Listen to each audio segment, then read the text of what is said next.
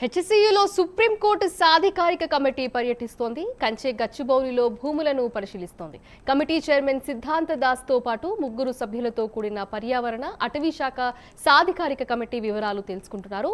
HCU ఇష్యూపై ఈ నెల 16 వరకు స్టే విధించిన నేపథ్యంలో కంచె గచ్చిబౌలి భూముల్లో క్షేత్రస్థాయి పరిస్థితులపై ఆరా తీస్తున్నారు.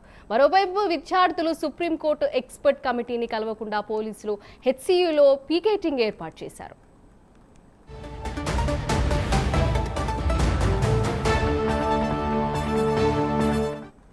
దీని గురించి మరింత సమాచారం మా ప్రతినిధి నాగేంద్ర అందిస్తారు. నాగేంద్ర, చెప్పండి.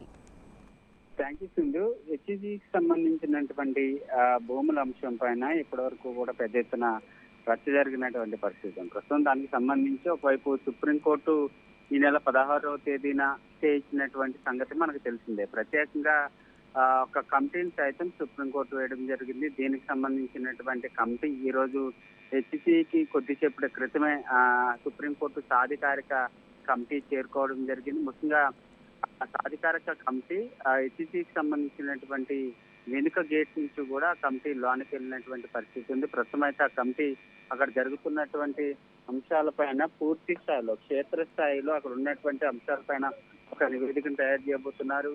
అదేవిధంగా అక్కడ ఉన్నటువంటి చెట్లను కొట్టేసినటువంటి ల్యాండ్ ని కూడా ఈ కమిటీ పరిశీలించబోతుంది. దీంతో పాటు అక్కడ ఉన్నటువంటి వైస్ ఛాన్సలర్ తో పాటు రిజిస్టర్ తో వీరందరితో కూడా మాట్లాడిన తర్వాత అక్కడి నుంచి నేరుగా కమిటీ మధ్యాహ్నం 2 గంటలకి ప్రభుత్వ ఉన్నతాధికారులతో సమావేశం అయ్యేటటువంటి అవకాశం అయితే కనిపిస్తుందని చెప్పాలి.